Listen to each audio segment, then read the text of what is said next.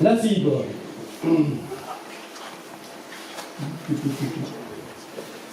Saint-Collecte, officiellement première commune de Bretagne entièrement fibrée, a reçu le président du conseil régional le 25 mai dernier pour l'inauguration de l'armoire centrale.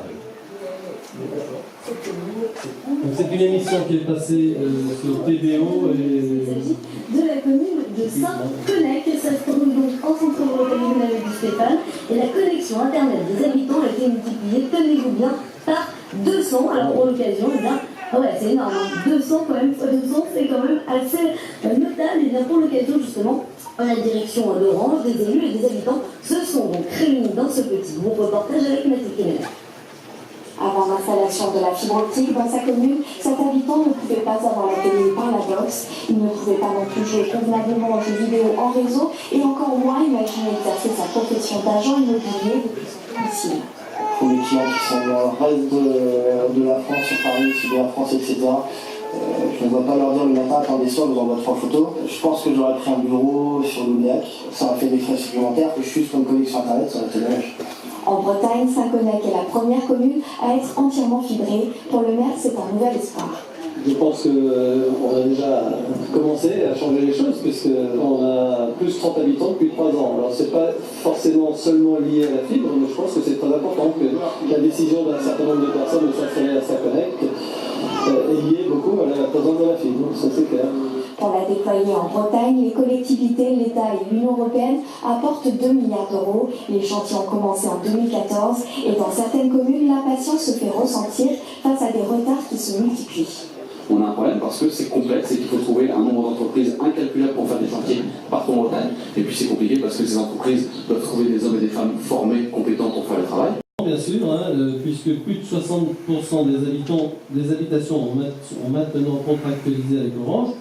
Alors peut-être, je ne sais pas, c'est au moins 60%, peut-être plus, que je n'ai pas les chiffres.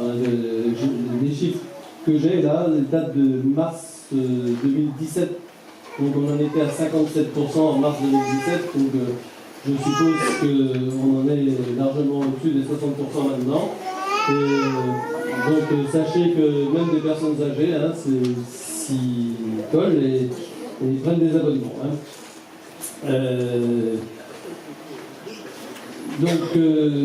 Ce service fait des envieux dans les communes voisines et n'est sans doute pas étranger, au moins en partie, comme je le disais dans le reportage, au regain d'intérêt concernant notre commune.